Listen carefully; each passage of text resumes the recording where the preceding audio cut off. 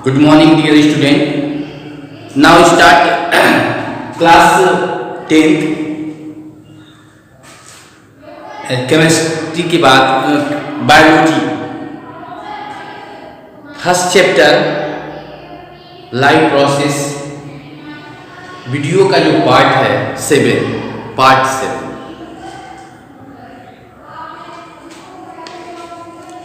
पहले से ही आप लोगों को कुछ चीज़ें आप लोगों को बताया गया है। इसमें इस लाइफ प्रोसेस में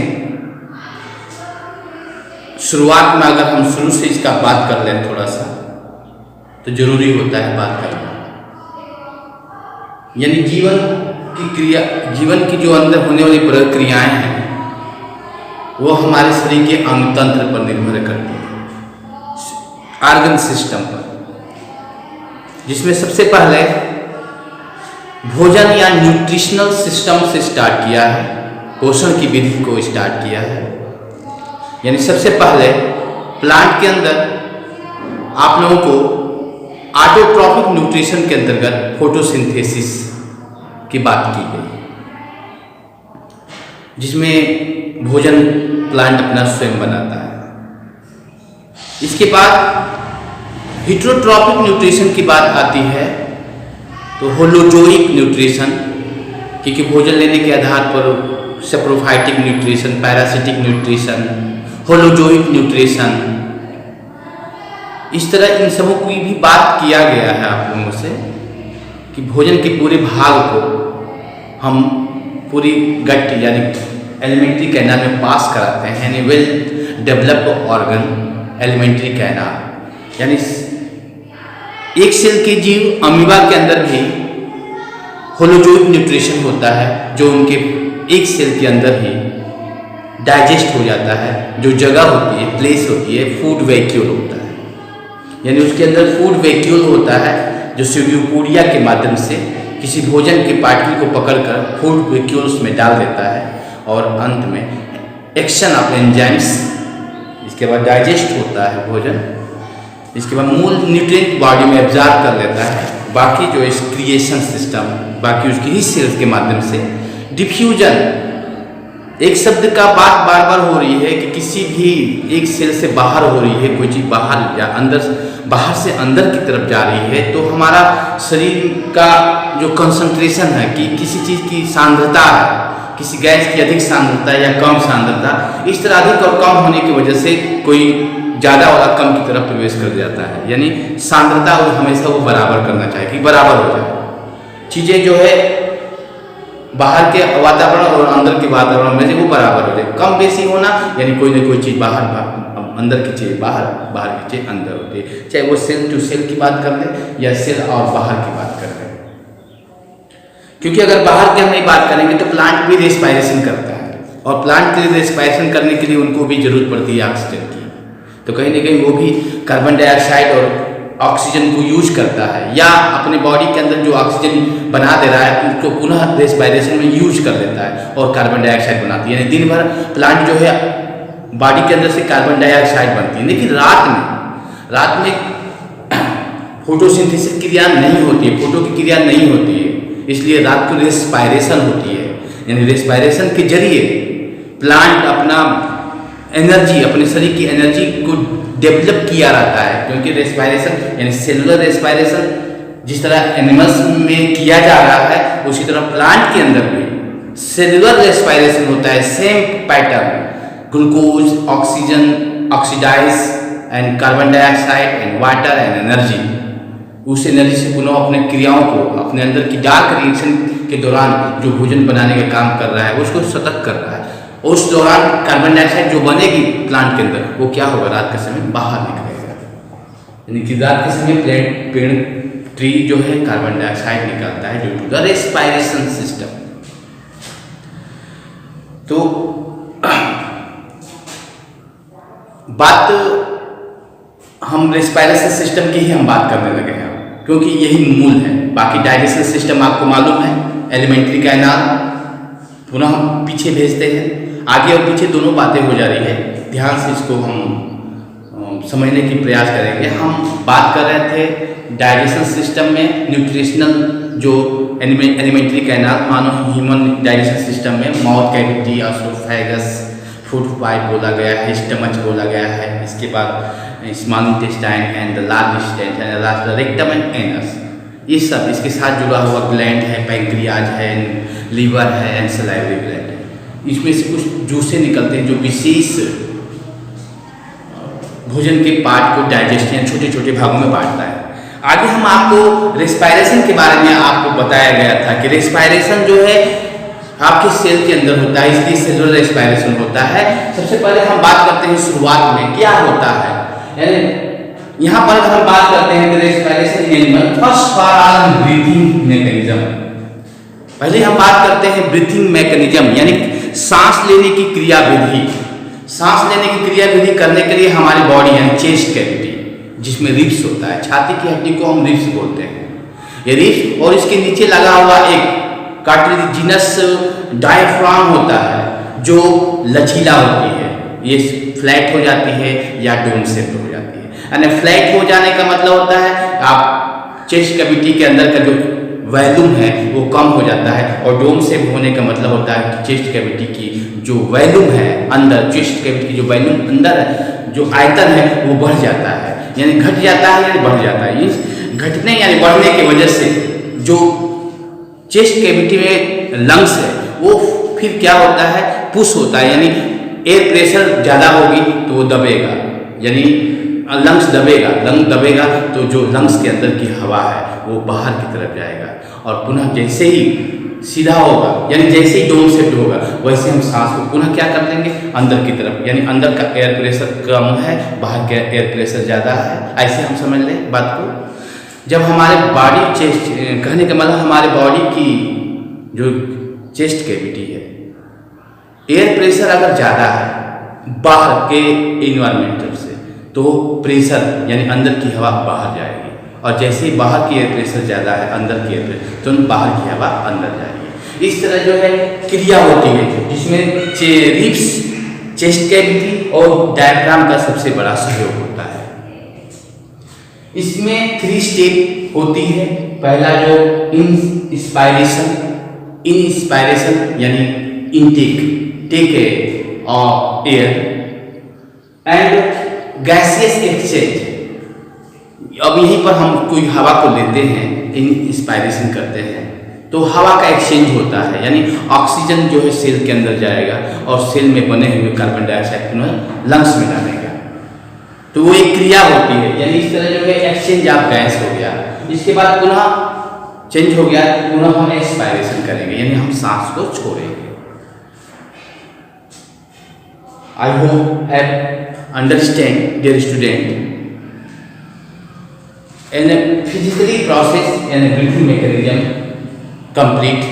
Now a system, ऑक्सीजन के जाने का सिस्टम अगर हम बात करते हैं यानी स्पेशल लंग्स की बात करते हैं तो लंग्स में कैसे होकर जाती है ये भी आपको मालूम होनी चाहिए। हमारे जो है nostril cavity and mouth cavity and common duct, common नली होती है, आगे चलकर पुनः वो सांस की दूसरी नली में बदल जाती है जिसको हम बोलते हैं ट्रैकिया बोलते हैं, उसको हम ट्रैकिया बोलते हैं, जो रिंग टाइप की स्ट्रक्चर एंड कार्टिलेजिनस होता है और काफ़ी मजबूत होता है क्योंकि हवा के कभी भी प्रेशर से ये कोलैप्स न हो पाए, इसलिए उस टाइप्स की इसका स्ट्रक्चर रहता है और काफ़ी हार्ड कार्टिलेजिनस सबस्टेंस होते हैं जो ट्रैकिया को बनाए रखता है। तो ये ट्रैकिया के माध्यम से फिर लंग्स में पहुंचती है, जो लंग्स है लंग्स में पहुंचती है तो वहाँ एक ब्रांच निकलती है, शाखा निकलती है जिसको हम ब्रांची बोलेंगे। आप लोगों को बातों को बताया गया ब्रांची बोला गया, फर्दर ये ब्रांची अंदर की तरफ बहुत छोटे छोटे ब्रांचियोल में बदल जाते हैं, बहुत सारे शाखाओं में बदल जाते हैं।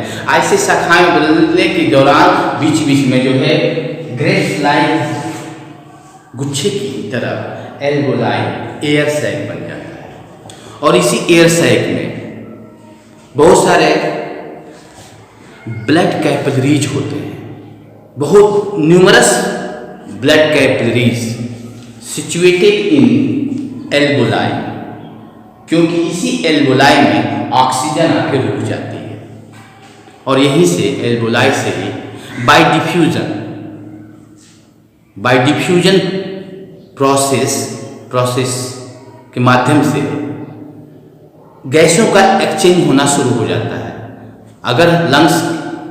अगर एल्वोलाई के अंदर ऑक्सीजन की मात्रा ज़्यादा है और ब्लड कैपिलरीज में ऑक्सीजन की मात्रा कम है, तुरंत ऑक्सीजन का डिफ्यूजन हो जाएगा आपके किसमें, ब्लड कैपिलरीज में हो जाएगा।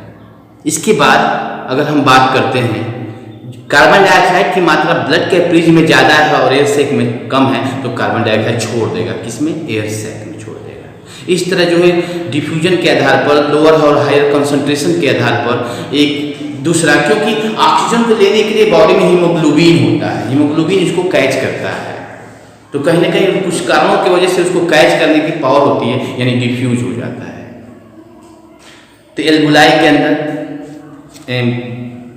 ब्लड कैपिलरीज होते हैं और इसी ब्लड कैपिलरीज से अवशोषित हो जाता है ऑक्सीजन, और ये ऑक्सीजन पूरे शरीर के सेल्स में चला जाता है और सेल्स में जाकर साइटोप्लाज्म में ग्लूकोज के साथ ऑक्सीडाइज हो जाता है, और ये ऑक्सीडाइज होने के बाद ग्लाइकोलाइसिस की क्रिया होती है, ग्लूकोज का टूट जाता है और पुनः एक प्रोडक्ट बनती है जिसका नाम है पायरुविक एसिड। उस पायरुविक एसिड पुनः माइटोकॉन्ड्रिया में प्रवेश करेगा, जहाँ पर दूसरा कोई चक्र चालू होगा जिसको हम क्रेब्स साइकिल बोलते हैं।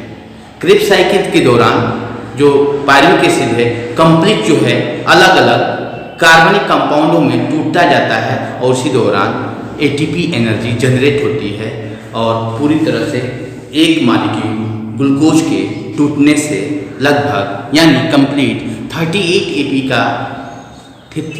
एटीपी बनता है, वो एक मॉलिक्यूल के टूट जाने से। बात को फॉलो किए हैं, बिल्कुल सामान्य सी बात आपको कहा गया है। सेम पैटर्न प्लांट के अंदर भी मैंने आपको कह दिया हूँ कि रात के समय कार्बन डाइऑक्साइड छोड़ता है, रेस्पिरेशन रात में करता है। इसके अलावा और भी हम बात कर सकते हैं, बहुत आसानी से समझ रहे होंगे आप, फिगर के माध्यम से भी समझ जाएंगे, बहुत मुश्किल तो है नहीं, बस आपको सीक्वेंस मालूम होनी चाहिए कि किस तरह होता है। यानी यहाँ पहुँच गया, एक्सचेंज हो गया, गैसों का आदान प्रदान हो गया, और यही क्रिया होती रहती है एरोबिक रेस्पिरेशन में। एरोबिक की बात करते हैं जहाँ ऑक्सीजन से रेस्पिरेशन होता है। कभी कभी आपको ये भी बताया गया है कि बॉडी में ऑक्सीजन ना हो फिर भी रेस्पिरेशन हो जाता है, कुछ लैक्टिक एसिड बन जाती है, फर्मेंटेशन की क्रिया होती है, वो भी एक तरह से एनारोबिक रेस्पिरेशन होता है। बात को समझ पा रहे होंगे, बड़े इत्मीनान से हम सोच के दे रहा हूँ कि नहीं आपको उसको कवर करेंगे। अगर शॉर्ट स्क्रीनिंग भी करना है तो आप लेते रहेंगे।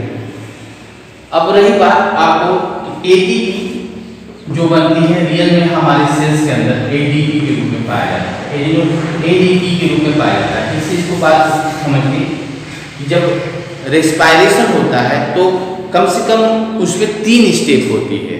अगर हम बात करें, आपको सारांश ही बताएंगे, 3 स्टेप होती है। पहला स्टेप जो बात की गई है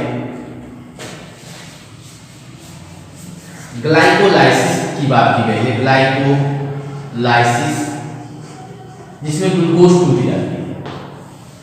ग्लूकोज टूटता है, ग्लूकोज टूटने के कारण पायरुविक एसिड बनती है जो 3 कार्बन की होती है, ये 6 कार्बन की होती है, इसलिए 3 या 2 मॉलिक्यूल पायरुविक बन गया। 3 कार्बन है, ये 6 कार्बन है, यानी 3 कार्बन का बना है तो 3 कार्बन कहाँ गए, 3 कार्बन का 2 मॉलिक्यूल बना है। ग्लूकोज के 1 मॉलिक्यूल्स पायरुविक एसिड के 2 मॉलिक्यूल में कन्वर्ट कर दिया। इसके बाद पुनः ये जाएगा कहाँ पर, माइटोकॉन्ड्रिया, जहाँ पर पूरी तरह से एनर्जी जो है एंजाइमेटिक एक्शन होगा, पुनः वहाँ पर क्रेब्स साइकिल कंप्लीट होगा, और इसी क्रेब्स साइकिल कंप्लीट होने के बाद बीच में इलेक्ट्रॉन की ट्रांसपोर्ट सिस्टम, तीसरा यानी फर्स्ट ग्लाइकोलाइसिस, तीसरा हो गया आपका क्रेब्स साइकिल, और तीसरा जो होता है वो इलेक्ट्रॉन ट्रांसपोर्ट सिस्टम, यानी इलेक्ट्रॉन जो है यानी एनर्जी वाला इलेक्ट्रॉन को ट्रांसपोर्ट करेगा, जो आपकी बॉडी में इनऑर्गेनिक फास्फेट इनऑर्गेनिक फास्फेट के रूप में एडीपी के रूप में पढ़ा जाता है, एडीपी के रूप में पढ़ा जाता है। और इसी एडीपी में एक इनऑर्गेनिक फास्फेट जो बनती है एनर्जी ईटीएस के दौरान, इलेक्ट्रॉन ट्रांसपोर्ट सिस्टम के दौरान, वो पूरा एक इनऑर्गेनिक फास्फेट बनता है और जुड़ जाता है इनऑर्गेनिक, और ये कन्वर्ट हो जाता है एटीपी। यही हमारे लाइफ के लिए एनर्जी का क्वाइंस है, यही हमें एनर्जी देती है। फर्दर एनर्जी लॉस हो जाती है तो पुनः कन्वर्ट हो जाती है, इसमें एटीपी में कन्वर्ट हो जाती है। ऐसे ही इनऑर्गेनिक फास्फेट जुड़ जाती है बाय रेस्पायरेशन के द्वारा, पुनः एटीपी में बदल जाता है, पुनः एटीपी में यूज हो जाती है एनर्जी तो एडीपी में बदल जाती है। तो इस तरह जो है आपको एटीपी और एडीपी की कन्वर्ट भी आपको बताया गया है, बड़े आसानी तरीक़ा से आपको समझाया जा रहा है। आप जरूर इसको समझने का प्रयास करें। इसके बाद बात करते हैं कि कुछ ऐसे जीव हैं जो अलग अलग तरीक़ाओं से सांस लेते हैं। जनरल से बात करते हैं, कुछ ऐसे जीव हैं जो पानी में रहने वाले गिल्स के माध्यम से सांस लेते हैं, यानी गिल्स मछलियों के अंदर पाया जाता है। एक तरह से ये श्वसनीय है, श्वसन करने वाला है। ये एक तरह से ब्लड कैपिलरीज होता है, बहुत महीन ब्लड कैपिलरी से बना हुआ गिल्स होता है, जो पानी में ऑक्सीजन घुला हुआ को आसानी से उसको डिफ्यूज़ कर लेता है, अपने बॉडी के अंदर डिफ्यूज़ कर लेता है। यानी कहने का मतलब कि हम लोग, कहने का मतलब ये है कि ऑक्सीजन लेने के आधार पर जीवों में तरह तरह के रेस्पिरेटरी ऑर्गन बना हुआ है। हम लोग ज़मीन पर रहने वाले हैं और ज़मीन पर हवा में बहुत सारे ऑक्सीजन हैं, इसलिए कहा जाए कि इस ऑक्सीजन को लेने के लिए हमारे पास बहुत सारे उपलब्धता ज़्यादा है। यानी हम बड़े ही उसका एक विशेष ऑर्गन बन गया है, लंग्स बन गया है, जो पूरे ऑक्सीजन को हम स्टोर कर रहे हैं और आराम से सांस ले रहे हैं। यानी पानी में रहने वाले जीवों के लिए कम ऑक्सीजन की उपलब्धता होती है, इसलिए इस तरह की क्रियाएं होती हैं, और ज़मीन पर रहने वालों की अलग क्रियाएं होती हैं। तो आगे इसमें यही सब बताया गया है, यानी ये रेस्पिरेशन सिस्टम में आपको लंग्स को बनाकर ये चीज़ आप दिखा देंगे तो ये पूरी कंप्लीट आपकी सिस्टम हो जाती है। छोटे छोटे कुछ क्वेश्चन हैं जो हम क्वेश्चन के हिसाब से आपका ट्रीटमेंट करेंगे, यानी क्वेश्चन के हिसाब से आपको कुछ न कुछ भेजेंगे। क्या और भी क्वेश्चन हो सकते हैं? I want to close topic, my topic. So thank you.